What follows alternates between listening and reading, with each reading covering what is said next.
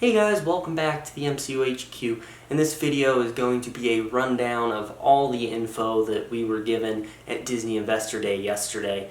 I will not be talking about the trailers, sizzles, or any first looks because I did reactions to all of those already. They each have their own separate video. After this video, you can go check those out. They're all up on my channel. This one, we're just going to be talking about all the information, release dates, casting, new title announcements that Kevin Feige gave last night. Let's hop into it. Alright, so Kevin Feige started out by talking about WandaVision. He just gave a very brief update and a second trailer. He reminded all of us that it is releasing on January 15th, 2021. So if you are one of the people who did not know that was when it was releasing, there you go. It is right around the corner. We are super close. We're 1 month away from new MCU content. From there, he segued into Doctor Strange in the Multiverse of Madness, which he said Elizabeth Olsen is currently filming in London. Doctor Strange in the Multiverse of Madness is a sequel to WandaVision, so the two connect that directly, that you cannot miss WandaVision. And Doctor Strange in the Multiverse of Madness is part of the multiverse storyline that Marvel is doing, but we'll talk more about that right now. So the stars of this movie are Benedict Cumberbatch, he's returning as Doctor Strange, with Elizabeth Olsen returning as Wanda Maximoff, aka the Scarlet Witch, and then he confirmed a few more returning cast members, that Benedict Wong will be returning as Wong, Rachel McAdams will be returning as Christine Palmer, and Chiwetel Ejiofor will be returning as Baron Mordo, most likely the villain of the film. He then went on to confirm a rumor that has been out there for a long time that Xochitl Gomez will be playing America Chavez, who I know nothing about, but she is a member of the Young Avengers, and as you will see throughout this video, there are a lot of Young Avengers coming to the MCU in the next few years, so the Young Avengers is definitely something Marvel is working its way to doing. This movie is directed by Sam Raimi, who directed the original Spider-Man trilogy and the Evil Dead trilogy, and it is releasing on March 25th, 2022, and Kevin Feige said, and I quote, that it is thrilling, scary, and mind-blowing. And then he segued very briefly to talk about Spider-Man 3, which he said connects to WandaVision and Doctor Strange in the Multiverse of Madness, meaning that it is part 2 of the Multiverse trilogy. Of course, as I just mentioned, the Multiverse trilogy is WandaVision, Spider-Man 3, whenever they announce the title, and Doctor Strange in the Multiverse of Madness. Spider-Man will be caught up in Multiverse Madness. And it is releasing in December of 2021, so the very tail end of next year is when we will be getting the third installment of the Tom Holland Spider-Man trilogy. Feige then went on to talk very briefly about the Falcon and the Winter Soldier. He gave us a first look of the show. It looks very exciting, and he confirmed the release date of March 19th, 2021. So if the rumors are true that the series connects directly to Black Widow, the connection must not be super big of a spoiler that it has to release after the movie. They are releasing it before the movie's coming out later, which is a perfect segue into the next thing Kevin Feige talked about, which was he gave a very small update on Black Widow. He assured us it's not going to Disney Plus like Disney is doing with a lot of their movies now. He said it is staying theatrical, releasing May 7th of 2021, so it'll be the next movie we get, and it'll come out in May. He then went on to talk about the Loki show, very briefly, which is releasing in May 2021 on Disney Plus. So around the same time Black Widow comes out, and it's looking like these Disney Plus shows are all going to be back to back. So we'll have WandaVision in January. When that wraps up, we'll go right into Falcon, Winter Soldier. When that wraps up, we'll go straight into Loki. He then confirmed the main cast for the show. Aside from Tom Hiddleston returning as Loki, we got 5 other cast members confirmed. Of course, we knew Owen Wilson was going to be in it because we saw the trailer. But it also stars Gugu Mbatha-Raw, Sophia DiMartino, Wunmi Mosaka, and Richard E. Grant. I'm a huge Richard E. Grant fan. It is a thriller, which he confirmed, and then he assured us that it's okay, Loki is just as confused about what's happening as the audience is. And if you saw the trailer, yes, it is very confusing. He then touched on What If, and he did not confirm the date, but the official trailer for the show did say summer of 2021, meaning it's likely that'll release right after Loki finishes. I wouldn't be surprised if it's the next week. He then went on to give us a trailer. That was a very exciting trailer. Check out my reaction. That was a really good time. Most of the original MCU cast is returning for the show, and it will cover every single movie, changing one aspect. Some of these including Marvel Zombies, what if T'Challa was the one who got picked up by Yondu instead of Star-Lord? What if Peggy got the super soldier serum and became Captain Britain while Steve Rogers was her sidekick? Those are some of the ones we will see. He then went on to give an update on Shang-Chi and the Legend of the Ten Rings. He started out by saying that Simu Liu did a fantastic job as Shang-Chi, and it has wrapped filming. That's been confirmed, so he did not mention that, but it did wrap filming a little while back, and it releases on July 9th, 2021.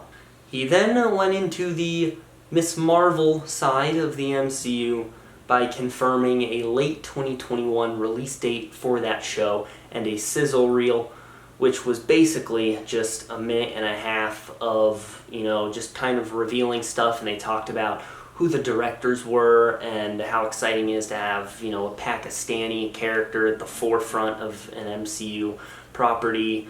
And they went in a bit on Iman Vellani's casting. She is a newcomer. If you IMDb her, Ms. Marvel is the first thing she's ever been in. She did a virtual audition and then was on a Zoom call with Feige, Sarah Halley Finn, and a few other people who I couldn't recognize. And Feige told her it was a unanimous decision to cast her, and if you see the sizzle, she looks like she's having fun. Everyone looks like they're having fun. I'm excited to see how that turns out. Feige then went in to give an update on Captain Marvel 2 and give us a couple announcements about it. Nia DaCosta is directing the film. She directed Candyman, the new one that comes out next year. The original directors and I believe the original writers are not returning. They're getting a completely new team for Captain Marvel 2. And then he went on to confirm the cast. Of course, Brie Larson is returning as Carol Danvers, but he then also went on to say that Iman Vellani will be reprising her role as Kamala Khan, Ms. Marvel, in the movie. So her origin will be in the show, and then she will cross over into the movies. And that Tiana Paris will be reprising her role as Monica Rambeau in the film. Monica Rambeau, of course, is the kid from the first Captain Marvel, and she will be an adult in WandaVision, and this is where Feige mentioned that you can start to see now how the shows and the movies connect super directly, which leads me to believe that Monica Rambeau will get her powers in WandaVision and then become Photon in Captain Marvel 2. And the film releases November 11th, 2022. We are quite a ways out for that one. Feige then went back a year to remind us the Eternals is in fact coming out. They have an all-star cast, and it is releasing November 5th of 2021, so end of next year. It'll be the third movie we get in 2021. So next year we'll get Black Widow, Shang-Chi and the Legend of the Ten Rings, Eternals, and Spider-Man 3. He then went on to talk a little bit about the 3 Disney Plus shows that have already been confirmed, the first of which being Hawkeye. It is releasing late 2021, I'm imagining right after Ms. Marvel ends. So next year is loaded with not just movies, but also Disney Plus shows. We're going to have WandaVision, Falcon and Winter Soldier, Loki, What If, Ms. Marvel, and Hawkeye, all back-to-back with each other. Jeremy Renner's Clint Barton will be teaming up with Kate Bishop, who Kevin Feige confirmed will be played by Hailee Steinfeld. But unless you've been living under the biggest rock on the planet, you already know that Hailee Steinfeld is playing Kate Bishop. He then wanted to talk a little bit about the rest of the cast. Vera Farmiga will be playing Eleanor Bishop, Frofi will be playing Kaz, and newcomer Aloko Cox will be playing Maya Lopez. He then went on to give us a decent chunk of information about She-Hulk, and in his own words, the summary of the show. A series about a woman trying to navigate the world and be taken seriously as a working professional despite the fact that she is well over 6'7" and green. It'll be directed by Kat Coiro and Anu Valia, and he confirmed it will be a comedy series, so I'm looking forward to that. I love comedies. And the rumor was finally put to rest. She was cast. Mark Ruffalo was like, hey, congrats. And then she said, no, that was just a rumor. Well, Kevin Feige finally confirmed it that Tatiana Maslany is, in fact, playing Jennifer Walters' She-Hulk. And that Mark Ruffalo himself will appear as Bruce Banner in the series. But he did not stop there. He then went on to confirm that Tim Roth will be returning as Abomination. Abomination was the villain in The Incredible Hulk. He survived. He was the first MCU villain to survive, and he vanished, and we have not seen him since. And we will finally get confirmation, what he's been doing. He's back, I'd imagine, as a villain. And he did not confirm it, but it would also be exciting to see the leader return in this show and tie up the loose threads that the Incredible Hulk left us. And he did give us one final tease for the show, saying that since Jennifer Walters is an attorney who specializes in superhero-oriented legal cases, you never know which characters could pop up in the show, leading me to believe there will be a lot of cameos, and I'm hoping for a Daredevil cameo, considering he is another lawyer who helps superheroes. He then wanted to give us little tidbits about Moon Knight. Not a lot about Moon Knight. He said that it's an action-adventure Indiana Jones type story directed by Mohammed Diab. I'm looking forward to that. I love Indiana Jones. And he said that the backdrop is Egyptian iconography, so I'm assuming the whole thing takes place in Egypt. And he did not confirm the casting. He did not say Oscar Isaac is going to be Moon Knight. He didn't say anything about who's playing Mark Spector, other than the fact that Mark Spector's multiple personality disorder is going to be a huge factor in the show, and each of them is going to feel different. This is where Feige then went on to make some new announcements in typical Kevin Feige fashion. He started it out with a bang by giving us an announcement of a Secret Invasion show. This will be on Disney+. Samuel L. Jackson is returning as Nick Fury, and Ben Mendelsohn is returning as Talos the Skrull from Captain Marvel. And it is about a sect of Skrulls who have infiltrated every level of life on Earth. This is based off the comic of the same name. You might be wondering, aren't Skrulls good guys? Well, it's a sect of Skrulls. I'm assuming there's Skrulls on both sides. He then went on to make another announcement, which is the one that made me say, really? He confirmed an Ironheart show on Disney+. And the reason I was I was shocked by it is the fact that when Riri Williams was first in the comics, she was pretty much unanimously hated. Her character was created just to be a Tony Stark replacement instead of her own thing. Now the drama has died down. I'm assuming the character's gotten better, but I have not followed the Ironheart Riri Williams story in any way since it first started, so I'm not the best source of information on that subject. He did confirm that Dominique Thorne will play Riri Williams, and it is about the genius inventor Riri Williams, who has the most advanced suit of armor since Iron Man, so they're changing a bit from the comic. In the comic, she meets Tony beforehand, then Tony dies, she becomes Iron Man, or Ironheart, I guess. But in this one, I guess it's after he dies, maybe he's her idol, she has her own suit, and she becomes Ironheart. They then went on to announce one of the things that I was most happy about, which is Armor Wars. This is another show on Disney+, and Don Cheadle is returning as War Machine in this show. When Endgame happened and he came out in that new War Machine Iron Patriot armor, I wanted a War Machine show, and they're finally giving it to us. And this follows the Marvel comic called Armor Wars. Never read. I hadn't even heard of it until last night, but it's about what happens when Tony Stark's worst nightmare comes to life and his armor falls into the wrong hands. Since there's no Tony Stark anymore, and I'm assuming Ironheart is not around yet, who do we have? War Machine will be fighting for Tony Stark's tech. Kevin Feige then went over to the Guardians corner of the MCU to make a couple announcements there, and he started out by saying the beauty of Disney Plus is that not only does it allow them to expand the story and do longer form storytelling, it also lets them tell stories that just wouldn't work right with movies. And the example he gave is the Guardians of the Galaxy Holiday Special, something that he and James Gunn wanted to do, but they could never do it because they didn't have the right outlet. Well, now they do.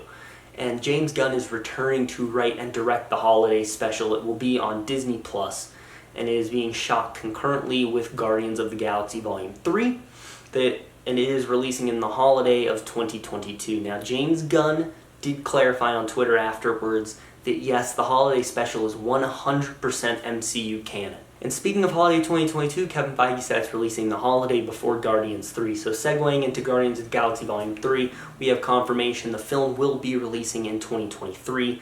The reason it's taking a while is because James Gunn had to finish the Suicide Squad, and then the pandemic happened, so that pushed it back a little more. So he has to finish that film, then he has to film Guardians 3 and the holiday special at the same time, release the holiday special, then release Guardians 3 in 2023. That's how it's looking, given how the MCU schedule is crafted. That's where Guardians 3 has to fit. He then made one more big Guardians announcement with a show titled I Am Groot on Disney+. Now the comments for this were funny. They said the Groot scripts are going to be fire because all Groot says is I am Groot. And I was kind of confused how they were going to pull this off, but Feige said it is a series of shorts, so probably very akin to the Marvel one-shots that they did.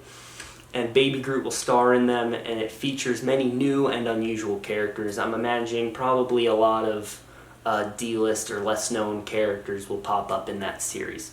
Not sure if James Gunn is involved, I hope he is. Now, moving on, this is where Feige talked about some of the movies that are in development. He gave updates on them. Thor: Love and Thunder was the first one he talked about. It begins filming in January of 2021. Taika Waititi is returning to direct. He did Thor: Ragnarok.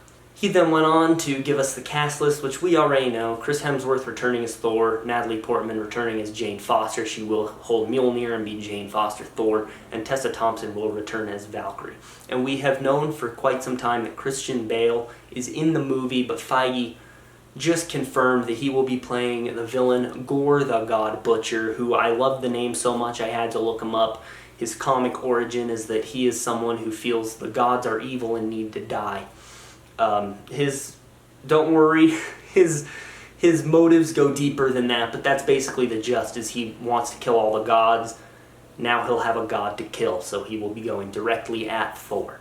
Not sure how he stands a chance when we have two Thors and a Valkyrie, but Thor: Love and Thunder will release May 6th of 2022. He then went on to give us a small update on Blade. He just reminded us Mahershala Ali is playing the title character, and they are currently developing the movie and working on the story, and the announcements for that movie are coming very, very soon. He then talked about Ant-Man 3, finally gave us a title. It is called Ant-Man and the Wasp: Quantumania.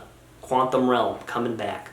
Peyton Reed returning to direct. He's working on the movie right now. And the cast from Ant-Man and the Wasp is coming back. We're going to have Paul Rudd, Evangeline Lilly as Ant-Man and Wasp, Michael Douglas returning as Hank Pym, and Michelle Pfeiffer returning as Janet Van Dyne. Cassie Lang did get another recast. This is the third person who will be playing Cassie Lang. Catherine Newton will be playing her. And he finally confirmed that Jonathan Majors will in fact be playing the big bad Kang the Conqueror. I'm excited. I love Kang. He is one of the huge villains of the comics. He's reaching like Thanos and Galactus levels. Kind of interesting they revealed him in an Ant-Man movie, but we will see what they do with Kang.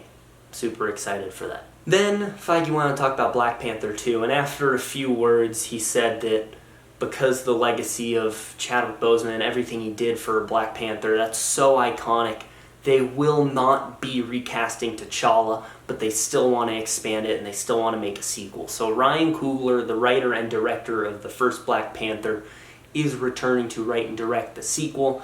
He is working on it right now, and it releases July 8th, 2022. He then made one final announcement, because it's Kevin Feige. He always has to go out with a bang. He said that John Watts, the director of Spider-Man Homecoming, Spider-Man Far From Home, and the future MCU Spider-Man 3, will be directing Marvel's first family. He confirmed a Fantastic Four movie is coming. No cast yet. He did not announce cast. I'm not sure if they haven't started casting. But there we go. We finally confirmed Fantastic Four. And that is all the information we were given as a part of Investors Day. Again, I have those reactions up on my channel already. What did you think? What were your favorite announcements? What are you most looking forward to seeing? Let me know down in the comments below. Also, leave a like on this video, subscribe, click on the bell icon to receive all notifications from the MCU HQ. That's going to be it. Have a great day, guys.